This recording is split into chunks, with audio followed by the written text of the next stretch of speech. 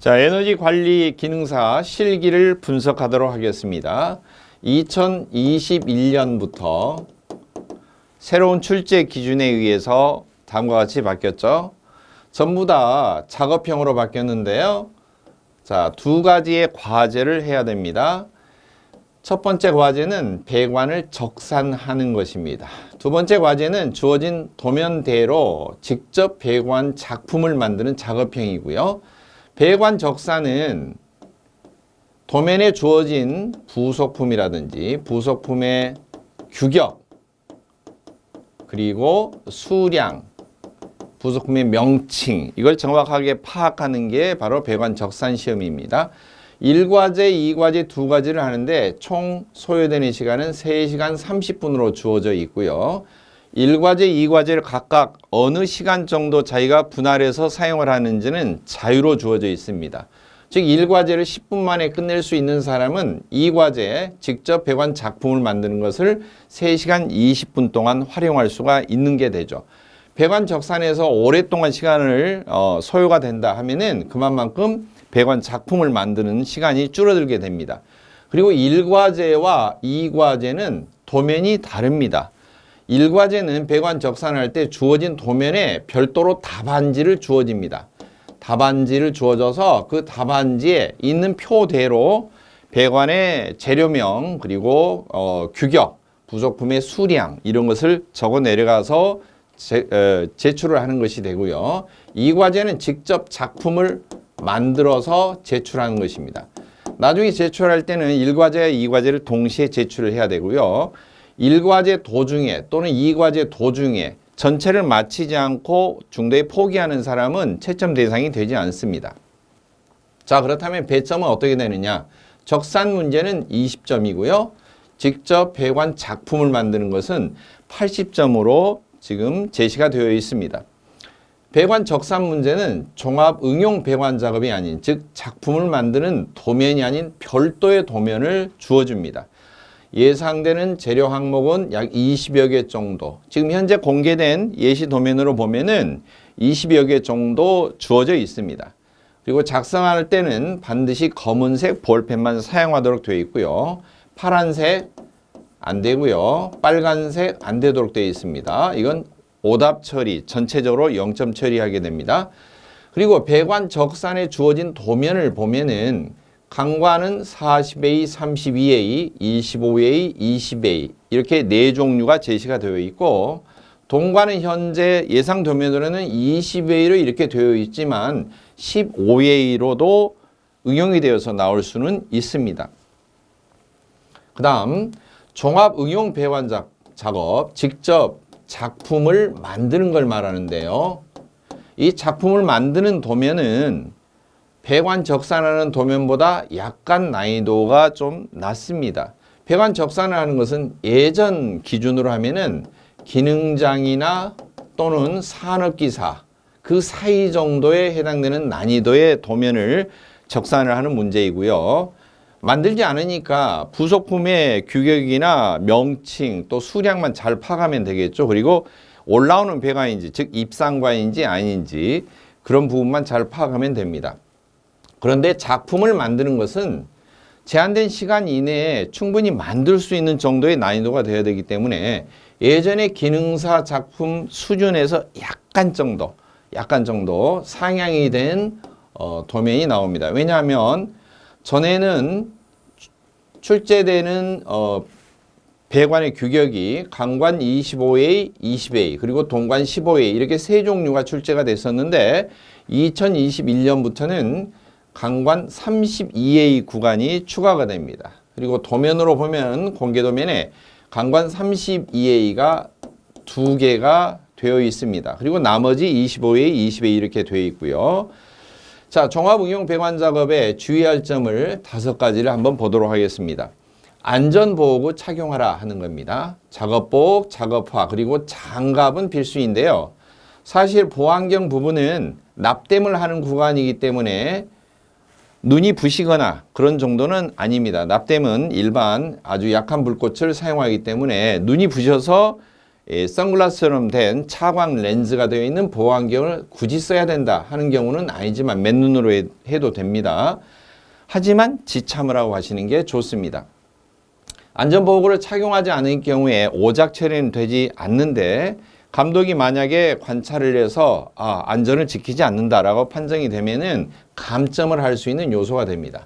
두 번째, 주어진 재료로만 작업을 해야 됩니다. 이것은 부정행위를 방지하기 위해서 그러는데 혹시나 자기가 실수할 걸 대비해서 어떤 부속품을 하나 숨겨서 가지고 간다든지 또는 특히 동관 작업을 하는데 작업을 좀 잘못했어요. 그래서 활용하려고 동관을 미리 조그맣게 이게 한 토막씩 가지고 간다든지 하면은 반드시 시험 보기 전에 공구 박스를 열어서 전부 다 새로운 주어진 재료 이외에 다른 것을 지참을 했는지 안 했는지 검사를 하도록 되어 있는데 그때 적발이 되면은 부정행위자로 미리 간주가 되어서 시험 응시 자격을 박탈당할 수도 있습니다.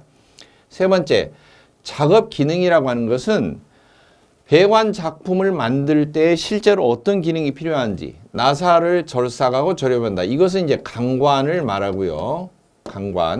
강관은 나사 절삭에서 조립하는 기능만 있으면 됩니다. 그리고 동관 부분은 가스 용접을 하는데 납땜만 하면 됩니다. 납땜만 하면 되기 때문에 가스 용접 그러면은 직접 쇠를 녹이는 용융에서 용접하는 것도 있고 그다음에 황동 용접봉을 도포를 하는 것도 있고 황동 용접 그리고 납땜하는 구간도 있는데 그것은 이제 공존 행동에서는 그렇게 하지만 에너지 관리에서는 납땜 구간만 등장합니다. 그 다음 네 번째, 강관 나사 절삭은 총 10개 출제가 되어 있고요. 강관이 10개이니까 파이프가 있다면 양쪽에 나사를 절삭하니까 곱하기 하면은 20곳, 20곳을 나사 절삭을 하면 됩니다. 그리고 동관 납땜을 하는 구간은 4개소가 등장을 합니다. 이 4개소 가운데서 2개는 CM 어댑터를 용접을 하는 구간이고요. 2개는 CC 엘보라고 해서 이처럼 동관을 부속품에 삽입을 해서 삽입형을 C형이라고 하죠. 동관 부속품 삽입을 해서 납땜을 하는 구간이 2군데입니다. 즉 이렇게 된 CC 엘보가 하나가 등장하는데 이 부속품은 양쪽을 납땜을 해야 되기 때문에 그런 곳이 2곳 해서 총 4군데를 납땜을 하도록 되어 있고요. 그 다음에 동관 밴딩은 90도 밴딩을 하는 구간이 나옵니다. 90도 밴딩. 이처럼 구성이 되어 있고 강관 10개 그리고 동관 납땜하는 곳 4군데 그리고 동관 밴딩하는 곳 1군데 90도 밴딩하는 곳이 1군데 이렇게 구성이 되어 있습니다. 그다음 동관 납땜을 할 때 동의 동, 즉 같은 재질일 때는 용제가 필요가 없습니다. 하지만 동관 납땜할 때 황동 부속은 CM 어댑터를 가리키는데요. 황동 부속품에 동관을 삽입해서 용접을 할 때는 완전히 100% 똑같은 재질이 아니죠. 동하고 황동은 이제 구리의 합금이기 때문에 이처럼 재질이 다를 때는 용제를 바릅니다. 저온용 용제를 플럭스라고 하는데요. 플럭스를 동관 끝에 바른 다음에 CM 어댑터 부품에 삽입을 해서 용접을 하게 됩니다. 자, 오작 처리 기준은 다음과 같이 됩니다. 1과제, 2과제 가운데에서 1과제가 20점이고 2과제가 80점인데요. 그 중에서 0점이 한 군데라도 있다. 그러면은 전체를 오작 처리합니다. 두 번째로는 작품을 만드는 도중에 기권을 하고 나가는 거죠. 중도 포기하는 경우입니다. 그런 경우는 아예 채점 대상이 되지 않습니다. 세 번째로는 지급된 재료 이외를 사용할 때 주어진 재료가 있는데 그것 말고 다른 걸 사용할 때입니다. 용접용 턴테이블은 금지가 되어 있는데요. 보통 전기용접할 때 이런 턴테이블을 많이 사용하는데 납땜을 할 때는 보통 사용을 하지 않죠. 하지만 용접용 턴테이블 지급은 금지한다라고 하는 경우는 에너지 관리뿐만 아니라 배관 작품을 직접 만드는 모든 자격증 종류의 실기에서는 금지사항으로 되어 있습니다. 단, 배관을 고정하기 위한 것, 또 CM 어댑터를 용접하기 위한 지그는 허용한다라고 되어 있는데요. 보통 보면은 배관을 고정하기 위해서 이런 판 위에, 철판 위에 철사 또는 용접봉, 와이어 용접봉을 이렇게 살짝살짝 점용접을 해서 붙여가지고 가져오는 지그도 있습니다. 즉, 배관을 절단을 하면은 여기다 하나씩 끼워 넣는 거죠. 도망가지 않도록. 얼른 파악하기 좋도록. 배관의 도면을 보면은 도면 순서대로 시계 방향이든 시계 반대 방향이든 배관 하나하나 위치마다 넘버 번호를 붙여서 여기서 1, 2, 3, 4, 5, 6, 7, 8 이런 식으로 번호를 붙인 다음에 파이프를 끼워 놓으면은 헷갈리지 않고 언론을 작업할 수 있다 그래서 이런 식으로 지그를 만들기도 합니다. 그 다음에 CM 어댑터는 CM 어댑터 구조가 동관에 삽입하는 게 있고요. 육각 너트 부분이 있고 밑에 부분에 이렇게 나사가 깎여 있는 부속품이죠. 나사가 겉으로 깎인 것을 M형이라고 하고요. 동관 부속품에서는. 그 다음에 동관을 이처럼 안으로 삽입하는 거. 구멍 안으로 삽입해서 납땜을 하는데요. 이 안으로 삽입하는 것은 C형이라고 합니다. 그래서 부속품 자체 모양이 한쪽은 동관 삽입, 그 다음에 나사가 난 쪽은 주철제 부속, 강관 부속품에 나사 조립을 하기 위한 이런 모양으로 가공된 것을 CM 어댑터라고 합니다. 물론 밑에 주철 부속이 나오면 뭐 T라든지 엘보가 나오면은 나사를 여기에 조립하면 밑부분은 강관이 결합이 되어 있고 C 부분에 삽입하는 부분에는 동관이 결합이 되어 있기 때문에 동관, 강관 서로 다른 재질의 관을 중간에서 중매 역할을 하는 거죠. 그래서 어댑터라고 명칭을 붙였는데요. CM 어댑터의 부속을 사용할 때 여기에 동관 삽입해서 용접하면은 이게 바닥에서 잘 서지 않으니까 흔들릴 거 아닙니까? 그래서 보통 T라든지 이런 T에 살짝 이렇게 걸쳐서 나사 부분을 한 바퀴 정도만 살짝 걸쳐서 좌우로 넘어지지 않도록 이렇게 한 다음에 동관을 삽입해서 용접을 하면 흔들리지 않고 용접을 할 수가 있겠죠. 그런 것을 CM 어댑터 용접용 지그라고 합니다. 물론 작업하기 전에 이런 지그는 부정행위로 간주가 되지 않습니다. 지급된 재료 이외를 사용하는 것에 포함이 되지 않고 그냥 지그로 간주합니다. 자, 그래서 이것은 허용을 한다 이렇게 돼 있고요. 만약에 지그 허용을 한다 그러면은 이미 공개된 도면에 나오는 부속품은 사용하면은 안 되겠죠. 그래서 다른 부속품을 사용을 해서 출제된 공개 도면에 등장하지 않는 부속품을 사용을 해서 이처럼 지그를 만드는 게 좋습니다. 자, 네 번째입니다. 종합응용 배관 작업의 오작인데요. 도면과 전혀 다르게 만든 경우입니다. 뭐 좌우가 뒤바뀌었다든지 상하가 뒤바뀌었다든지 그래서 전혀 다른 작품을 만드는 경우. 두 번째로는 변형이 너무 심하거나 외관이 너무 극히 불량한 경우. 특히 외관이 극히 불량한 경우는 어떤 원인 때문에 발생하냐면은 직접 파이프 렌치를 끼워서 돌리는 경우입니다. 파이프 렌치는 사실 공부 명칭이 파이프 렌치라고 해서 파이프를 조일 때 사용한다. 이렇게 필기시험 때는 공부를 했을 텐데 파이프를 잡아서 이렇게 렌치를 걸어서 돌리면은 파이프에 전부 다 흠집이 납니다. 이 한두 군데도 아니고 10군데나 되고 그 10군데 양쪽마다 부속품이 연결되어 있을 텐데 부속품 부분 놔두고 파이프를 잡아서 이렇게 파이프 렌치를 조인다 그러면은 20군데나 이런 흠집이 나겠죠.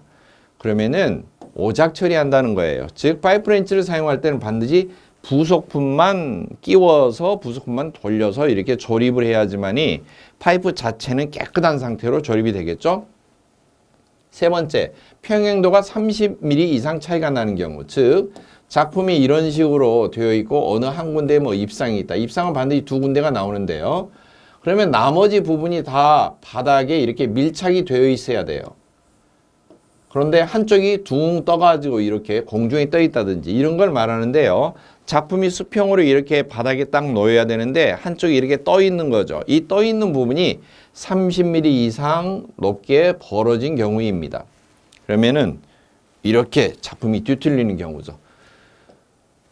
그 다음 네 번째입니다. 부분적으로 주어진 치수가 있는데 부분적으로 15mm 이상 오차가 나는 구간이 한 군데라도 나오면은 그러면은 오작 처리가 됩니다. 또한 전체 치수, 가로 전체, 세로 전체 크기를 재서 30mm 오차가 나는 경우도 오작 처리를 합니다.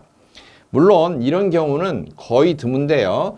부분 치수가 15mm 이상 오차가 난다 그러면은 절단이 잘못된 거죠. 절단 길이를 계산을 잘못해서 이렇게 오차가 나는 경우 빼놓고는 1.5cm 이상 오차가 날 수가 없어요. 사실 제대로 절단을 했다, 나사를 제대로 깎았다. 그러면 나사 절삭은 7 내지 8산이 FM으로 되어 있는데요. 평균적으로 8산을 보통 많이 깎아서 반 바퀴라도 더 조립을 꽉 조립한다고 해서 이렇게 보통 8산을 깎는데요.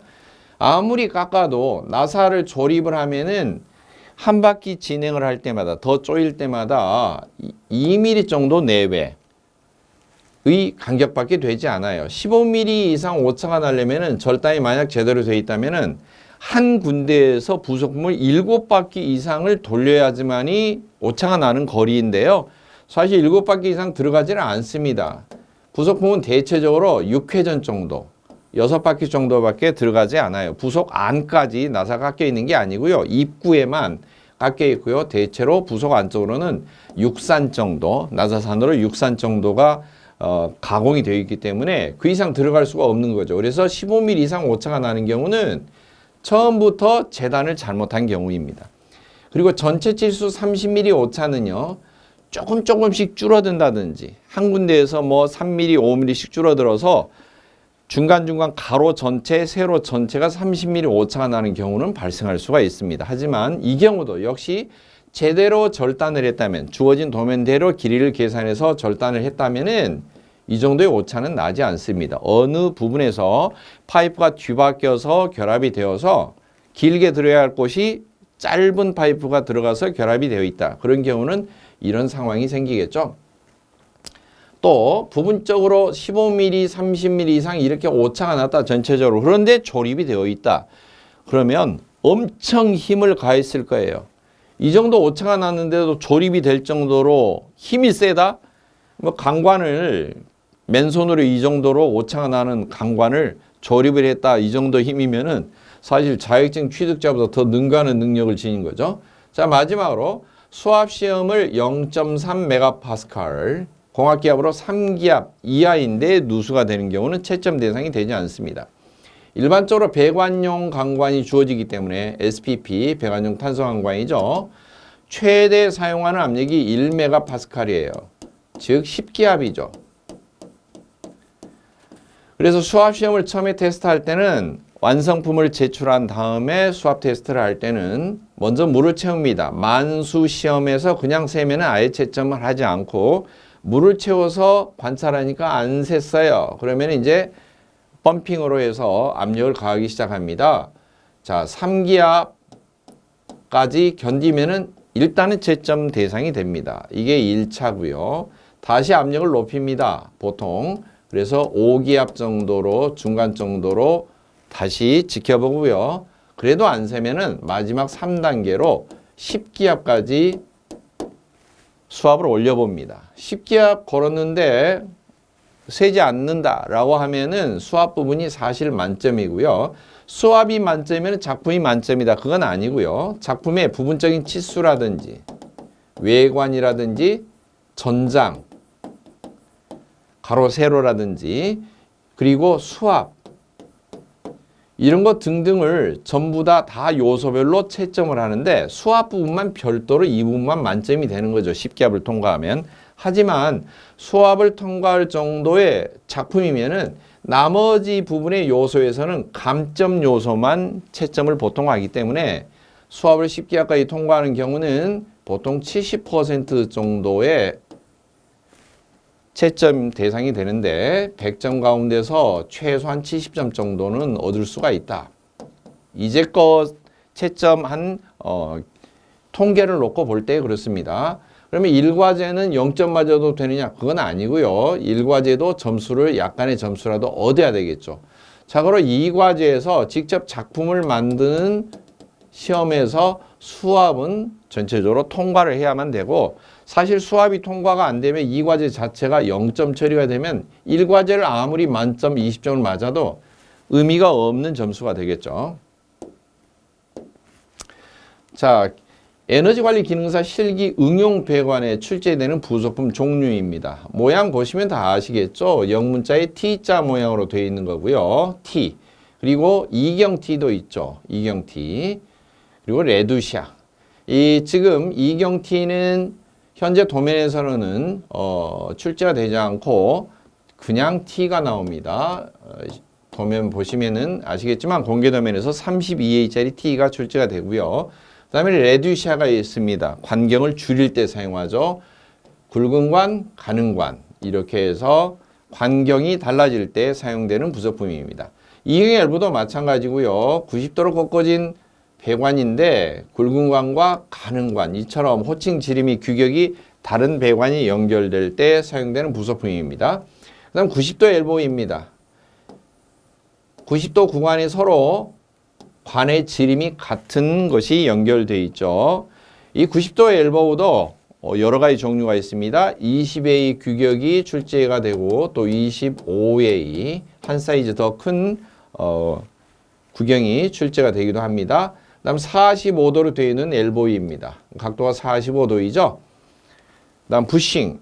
부싱은 관의 반경을 줄일 때 사용하는 건데 이쪽 부분은 부속품에 연결되는 것이고 이쪽은 강관이 연결되는 거예요. 예를 들면은 지금 그림상으로 T 이쪽이 굵은 관인데 반대편은 가는 관이 연결돼야 돼요. 그러면 관경이 달라지면은 T를 모양을 이쪽을 이렇게 줄여서 제작은 되지 않습니다.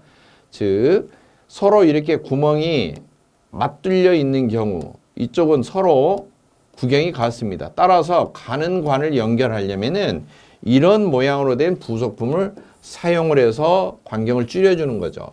즉 나사가 이렇게 깎여 있는 부속품 겉으로, 그리고 육각 너트 부분이 있고 이 부속품 안쪽으로도 나사가 깎여 있는데 관경이 줄어 있는 거죠. 속으로. 그래서 작은 관이 이쪽으로 연결되도록. 이럴 때 사용하는 것이 부싱이고요. 그 다음 유니온은 이 다음 그림을 보시면은 이제 아시겠지만 양쪽으로 배관이 연결되는데 가운데 부분이 유니온 너트라고 하는데요. 이 너트 부분을 끌려면은 양쪽으로 이렇게 떨어지도록 되어 있어요. 즉 분해 조립하기 용이하게 하기 위해서 유니온을 사용합니다. 자, 그다음 동관 부속품은 이 두 종류가 출제가 됩니다. CM 어댑터라고 하는데요. 이 나사가 깎여 있는 부분을 겉으로 나타났다고 해서 M형, 그리고 이 동그란 부분은 동관을 여기까지, 즉 육각 너트 부분에 이 부분까지 삽입을 해서 납땜을 합니다. 동관을 안쪽으로 삽입하는 것을 동관 부속품에서는 C형이라고 합니다. 즉 C와 M 이렇게 돼 있고요. 그 다음에 이 두 번째 부속품은 동관을 다 이 턱이 있는 부분까지 이렇게 삽입을 해서 여기를 납땜을 하게 됩니다. 이쪽 부분을 납땜을 하게 되는데 양쪽으로 삽입하니까 CC, 이쪽도 C, 이쪽도 C. 그래서 CC형으로 되어 있는 엘보우다. 이렇게 이야기합니다. 물론 각도로 치면 90도짜리죠. CM 어댑터는 한쪽으로는 동관이고요. 나사가 깎여 있는 경우는 주철제 부속에 연결을 하는데 주철 부속은 이제 강관이 연결되어 있겠죠. 그래서 파이프가 서로 재질이 다른 파이프인데 중간에 어댑터라고 하는 것을 끼워서 조립을 하게 되겠죠. 한쪽은 나사, 한쪽은 납땜. 기호는 나사는 이렇게 선 하나고요. 그리고 납땜하는 기호는 점을 찍도록 되어 있죠. 그다음에 CC 엘보우도 기호는 납땜을 양쪽으로 하니까 이렇게 된 배관선에서 구부러진 부분에 이렇게 점이 두 군데 찍혀 있으면은 CC 엘보우라는 부속품입니다. 이 부분이 CC 엘보우고요. CM 어댑터는 이 부분의 기호가 CM 어댑터 기호가 되겠습니다. 자, 그러면 사용되는 공구나 작업 공구, 또 기계가 어떤 게 있을까? 이것은 나사를 절삭하는 기계입니다. 물론 나사를 절삭하는 방법이 수동으로 하는 게 있고 동력형이 있는데 이건 동력을 사용하는 거죠. 동력형 나사 절삭기인데 동력 나사 절삭기에도 종류가 여러 가지가 있죠. 오스타형, 호브형, 다이헤드형 이런 식으로 있는데요. 시험장에서는 사용되는 게 다이헤드형입니다. 이게 일반적으로 많이 사용하기 간편하고 세 가지 작업을 동시에 할 수 있는 기계인데요.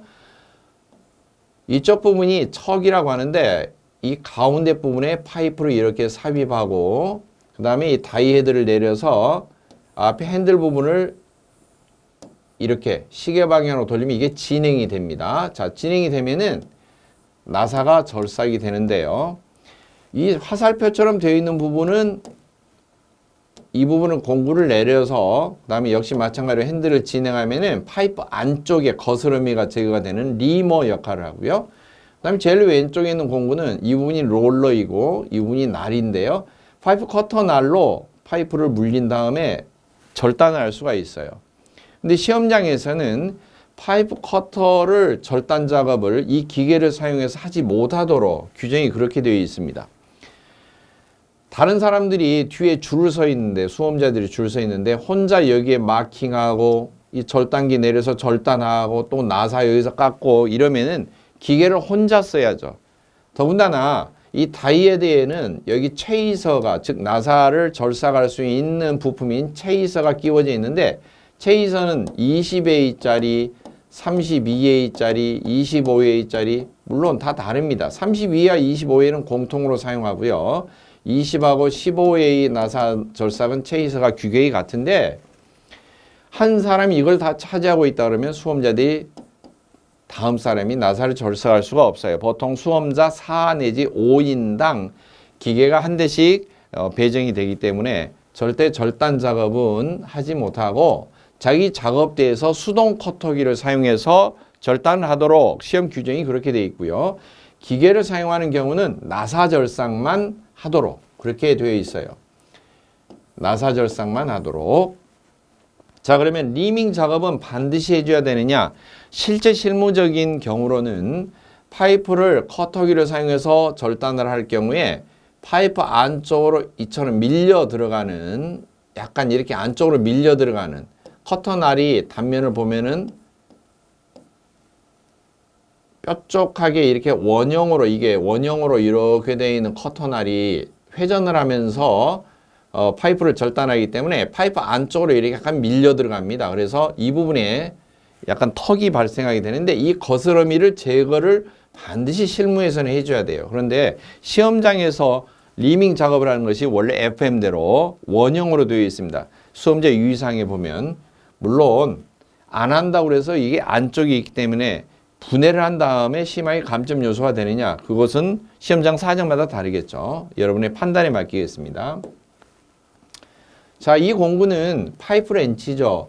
파이프 렌치인데 관이나 부속품을 조일 때 사용한다 용도가 이렇게 되어 있을 거예요.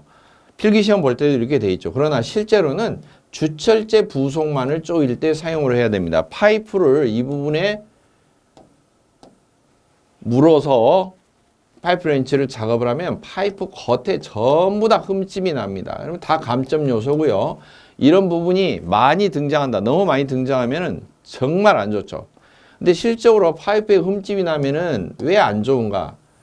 실제적으로도 파이프 겉에 이렇게 흠집이 나면은 파인 부분이죠. 이 파인 부분은 부식이 빨리 돼요.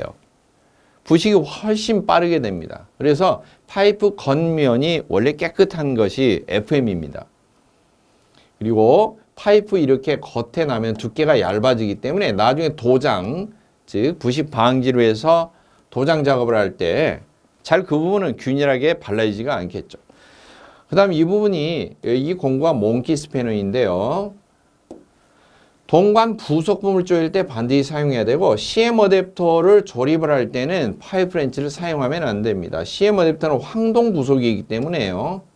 황동은 재질이 무르죠. 강관에 비해서 또 주체에 비해서 무르는데 그걸 가지고 파이프 렌치로 조이고 있으면은 이 황동 부속품 겉에 엄청 심한 흠집이 발생하게 됩니다. 그것도 다 감점 요소이죠. 따라서 이 몽키 스패너로 해서 이 쪼우 부분을, 이 부분이 쪼우인데요. 이빨이란 뜻이죠.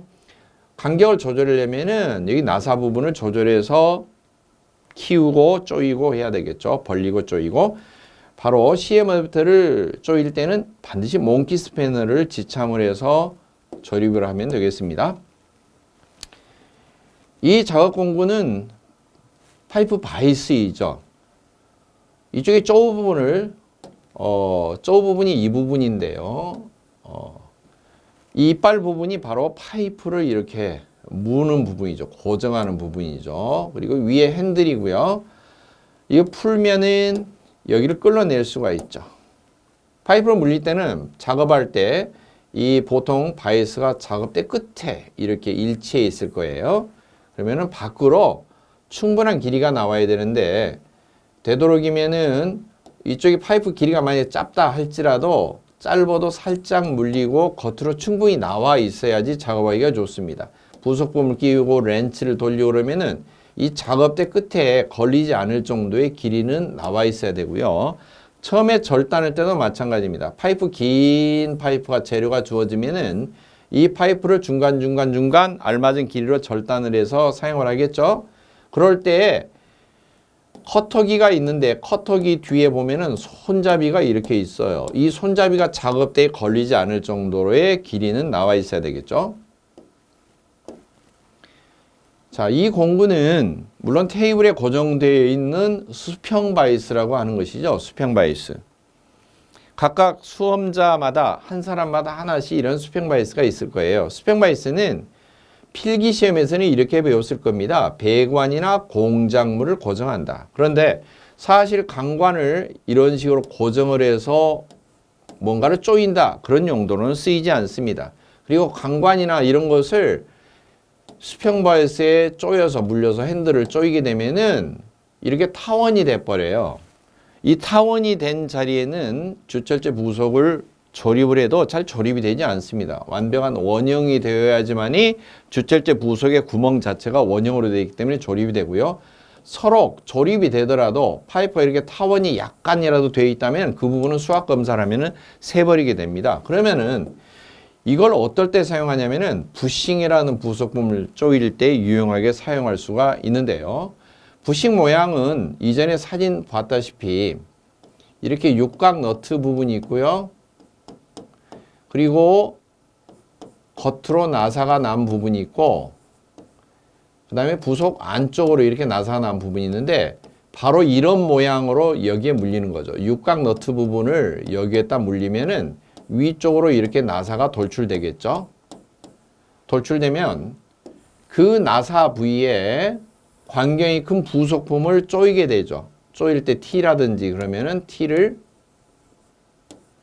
끼워서 파이프 렌치로 이 T를 물어서 조이게 되면 완전히 끝까지 밀착될 때까지 조일 수가 있어요. 훨씬 안전하게 조일 수가 있죠. 물론 이 나사 부분에는 테프론 테이프를 감아서 부속품을 조이게 되겠죠. 이처럼 부싱을 완전 있는 힘껏 끝까지 조일 때 사용하기에 용이한 이런 공구입니다. 지금 이 그림은 파이프 커터죠. 수동으로 절단할 수 있는 이 부분이 롤러이고요. 이 부분이 날입니다. 커터 날인데요. 파이프가 롤러 사이로 이렇게 들어가야 돼요. 초보자들은 보통 보면 안쪽까지 깊숙이 넣어서 파이프가 이렇게 안으로 들어가서 회전을 하는 경우가 있는데 그렇게 되면은 날이 파손이 되는 원인이 됩니다. 자, 물려있는 그림이죠. 롤러 이렇게 사이에 중간에 물려서 같이 회전하면 롤러도 파이프 회전하는 것에 따라서 같이 롤러가 회전하면서 그리고 이 손잡이를 살짝 조이면서 1회전, 조이면서 1회전 이렇게 하는데요. 물론 이 부분은 바이스가 물고 있겠죠. 바이스가 물어서 고정을 하고 있고 겉으로 노출된 파이프에 작업대 바깥으로 노출된 파이프에 이처럼 커터를 물려서 회전을 하면서 손잡이를 조이고 회전하고 하는데요.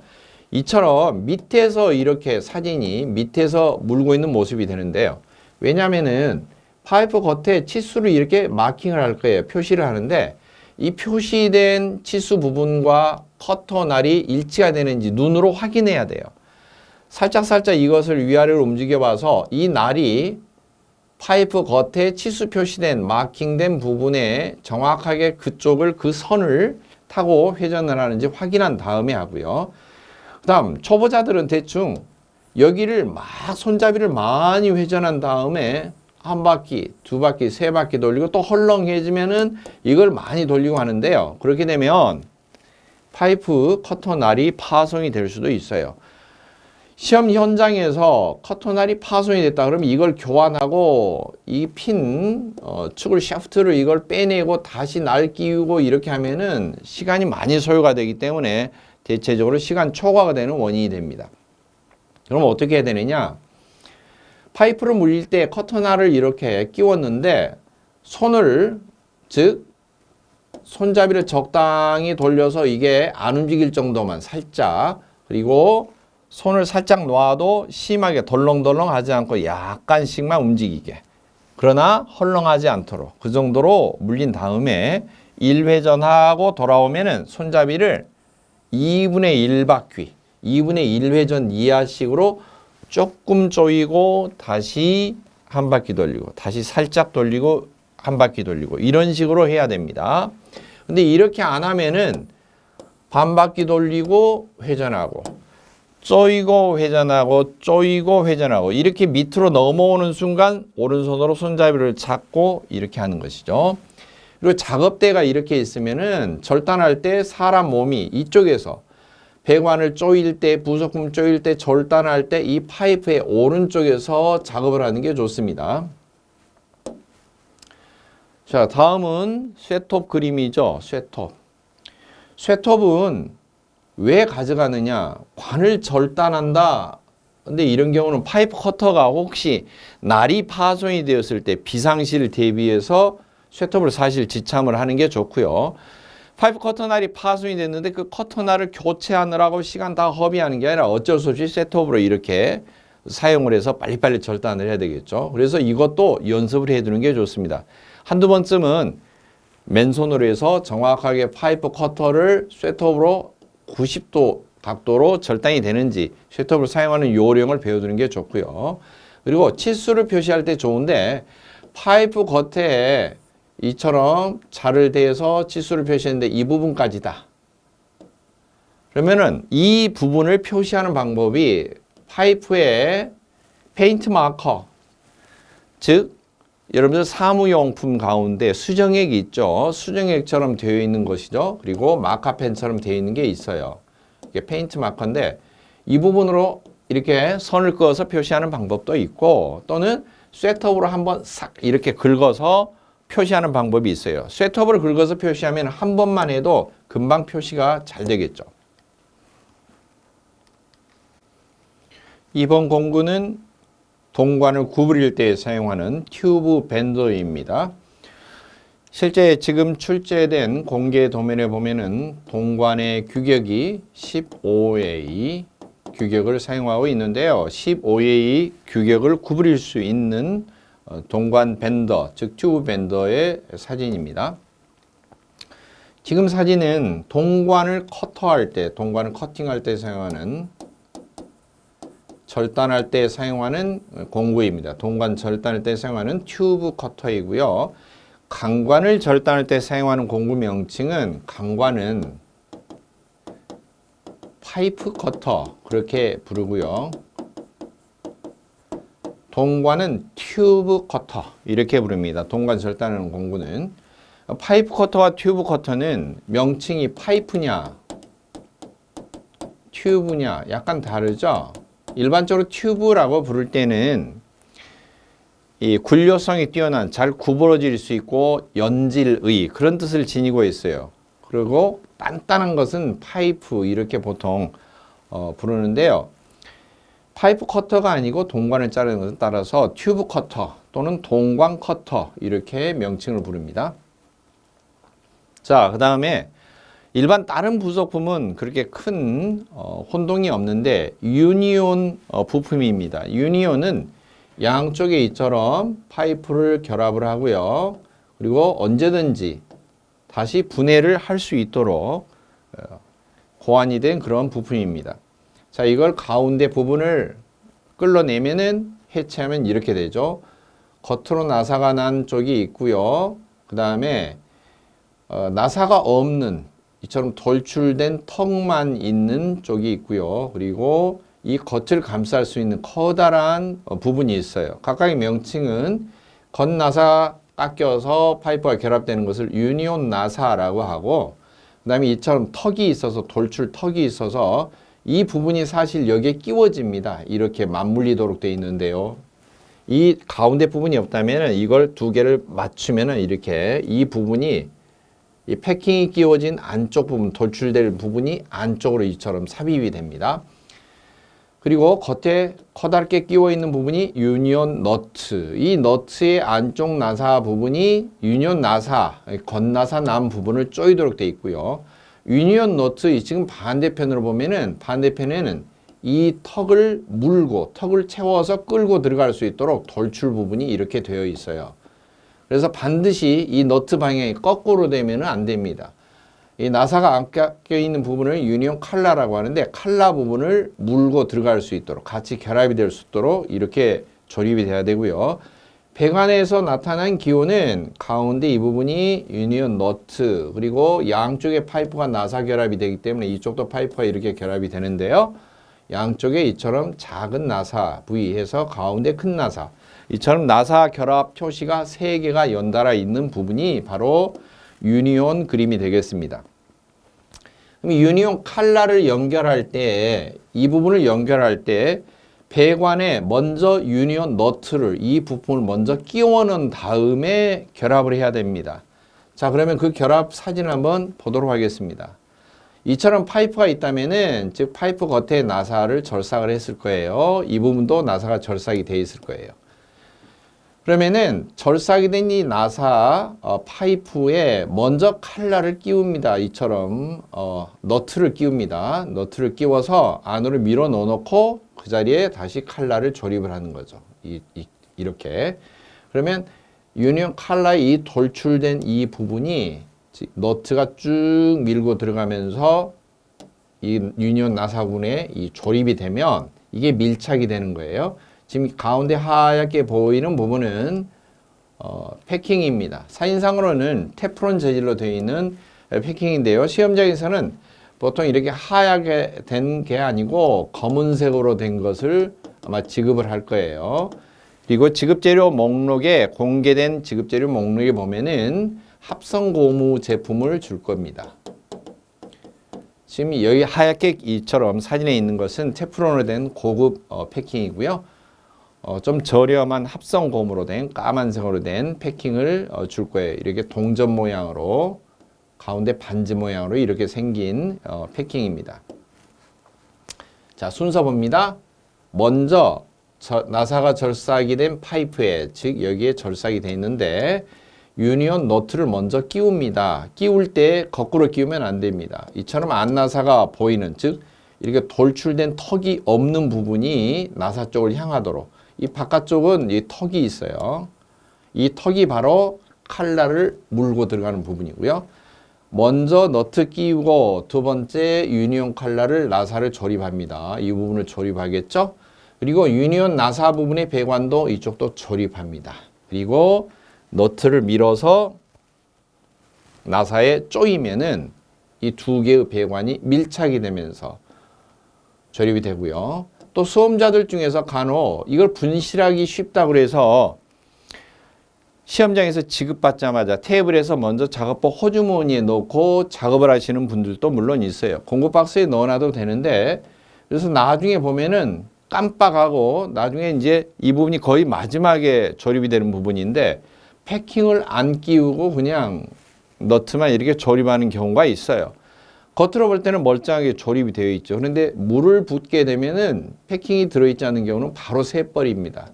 그래서 특히 패킹 아주 주의해야 됩니다. 혹시나 분실할까 봐서 호주머니 안쪽에 이렇게 넣어놓고 작업을 했다가 나중에 시간 안에 모양도 반듯하게 맞아 있으니까 자신감이 차가지고 제출호가 나왔는데 밖에 나와서 보니까 옷을 이제 이렇게 마무리도 하고 이렇게 보니까 호주머니에서 꺼내보니까 패킹이 들었는데 이게 무슨 패킹이야? 라고 생각하면 이미 늦은 거죠. 그분은 떨어지는 겁니다. 그러니까 주의하시기 바랍니다.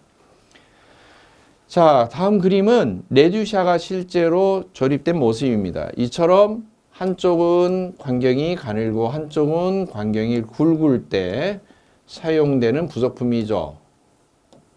이렇게 되는 부속품이죠.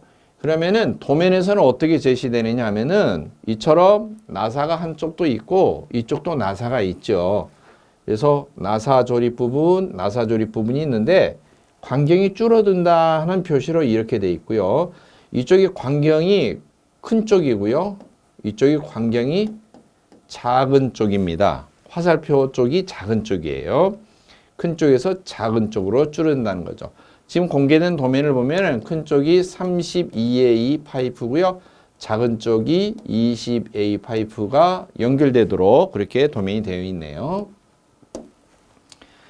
다음 모양은 부싱이라고 하는 부속품이 연결된 모양입니다. 물론 이쪽에 작은 양쪽에 아주 길이가 짧은 나사가 깎인 부품을 넣는데 이 부분은 시험 문제에서는 주어지지는 않죠. 이 부분은 명칭이 니플이라고 하는 그런 부속품이고요.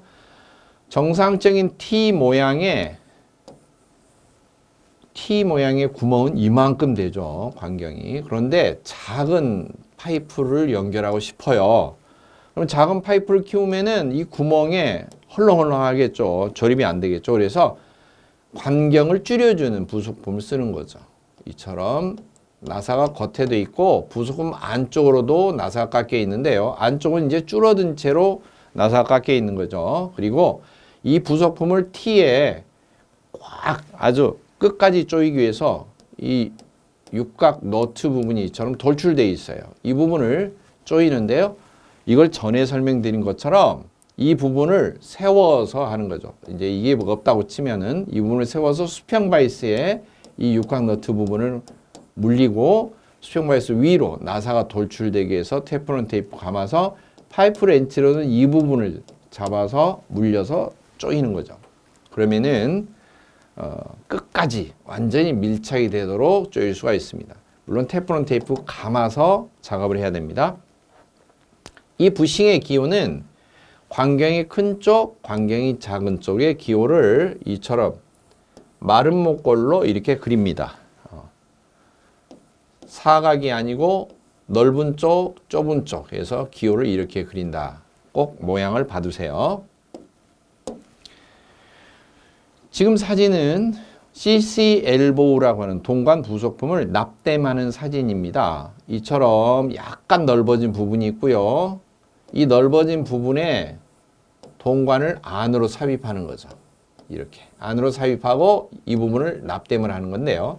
사실 납땜을 할 때는 이 틈새 윗부분만 납땜이 되는 게 아니고 골고루 가열이 되고 난 다음에 납 용접봉을 대면은 안으로 물처럼 스며듭니다. 모세관 현상으로. 그러니까 골고루 속의 안까지 이처럼 납물이 채워지게 되는데요. 가열할 때 순서는 먼저 겹친 부분을, 이 굵은 부분, 이 파이프가 겹친 부분이 이 부분이죠. 이 부분을 가열하는데 한 곳만 이렇게 가열하면 안 되고요. 왔다 갔다 왔다 갔다 이렇게 골고루 가열을 해야 돼요. 그리고 너무 빨리가 아니고 천천히. 좀 넓은 불꽃을 사용하는 게 좋습니다. 넓은 불꽃을.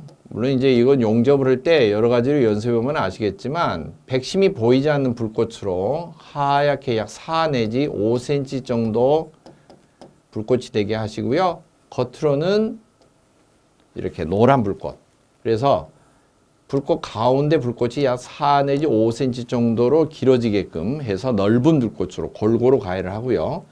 그리고 이 넓은 부분을 겹친 부분을 가열하면은 밑에 와서 동관을 가열하는데 너무 멀리 떨어지지 말고 보통 10mm 이내의 범위에서 작업을 해주시는 게 좋아요.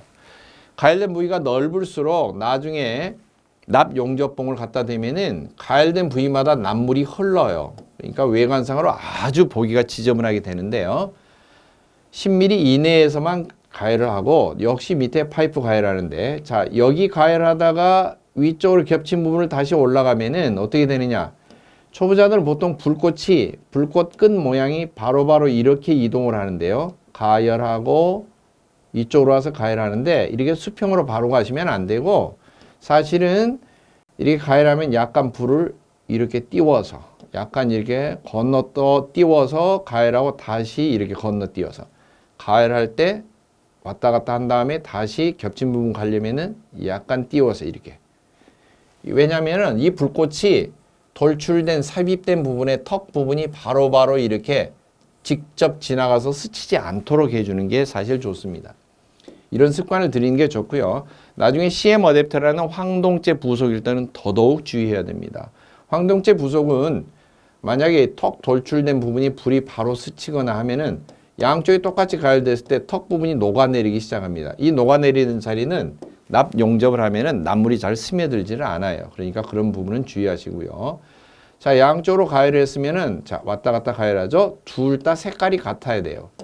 일반적으로 붉은색 숫자상으로 여러분이 아무리 몇 도씨 정도로 가열하는 게 좋다라고 하면은 그건 이론적인 것이고요. 실제적으로 실무적으로 보면은 맨눈으로 봤을 때 약간 붉은색. 그러면 선홍색으로 아주 밝게 빛나게 되면 어떠냐? 동부속품이 녹기 시작해요. 녹아버립니다. 그래서 붉은색. 또는 검붉은색이 되면은 보통 용접이 잘 되지 않는데 사실 온도가 너무 높게 가열이 될수록 동관의 표면이나 삽입된 부분이 빨리빨리 산화가 됩니다. 그래서 변색이 되기 쉽고요. 자, 가열을 하면은 밑에 가열하고 위에 가열하고 다시 밑에 가열하고 색깔이 같을 때 남용접봉을 대고 불하고 용접봉하고 같이 따라갑니다. 이게 불이라면 이게 용접봉이면은 같이 움직이는 게 좋아요. 같이 싹 이렇게 같이 용접봉 끝과 불 끝이 같이 움직여야 됩니다. 초보자들은 용접봉을 댄 채로 물처럼 스며들겠거니 하고 불을 열심히 움직이시는 분이 있고 또는 불은 가만히 높은 곳에 두고 용접봉을 막 이렇게 긁어내리시는 분이 있고 이러는데 사실은 같이 가시는 게 좋아요. 이렇게 같이 움직이는 게 좋습니다. 그리고 적당한 온도인지 아닌지 어떻게 알 수 있느냐. 예열한 다음에 이 불꽃 되면서 용접봉을 같이 살짝 대보면은 싹 녹기 시작하면은 녹아서 스며들기 시작하면은 가열이 잘 된 거고요. 남용접봉이 딱 하고 붙어요. 표면에 그냥 딱 붙어요. 그러면 가열이 덜 된 거고요. 또 남용접봉이 녹기는 녹는데 안으로 스며들지는 않고 겉으로만 흘러내린다 그러면은 이 안쪽 부분이 삽입된 부분이 예열이 안 된 거예요. 그러니까 안쪽과 바깥쪽이 골고루 똑같이 예열이 됐다고 할 때 적당하게 되는데요. 이걸 시간을 너무나 많이 허비하면 안 됩니다. 많이 불꽃을 대고 있을수록 동관의 색깔이 탈색이 되면서 산화가 됩니다. 표면이. 즉 탄성이 사라지고 나중에는 금방금방 균열이 가게 되고요. 실제로 실무적으로 볼 때는 그런 용접은 빵점짜리 용접이 됩니다. 나중에 팽창수축이 되면 균열이 가기 쉬운 부분이 하자가 생기기 쉬운 부분이 되기 때문에 사실 정확한 시험 감독 같은 경우는 얼마나 변색이 많이 되었는가 산화가 많이 심하게 되어 있는가 그런 것도 사실 살펴봅니다. 그러나 여러분이 합격이 일단 우선 목적이라면 안색에 용접을 하는 것이 1순위겠죠. 기호는 배관이 이렇게 실선으로 표시되면은 납땜이 된 자리는 동그라미로 해서 점을 찍어 놓습니다. 이 그림처럼 90도로 구부러진 부분이라면은 이렇게 돼 있고 양쪽에 삽입해서 납땜을 하니까 이런 기호로 이 부분이 되겠죠. 이 부분이 바로 CC 엘보라고 하는 동부속품을 사용을 해서 동관을 삽입해서 납땜을 하는 자리다. 이렇게 볼 수가 있습니다.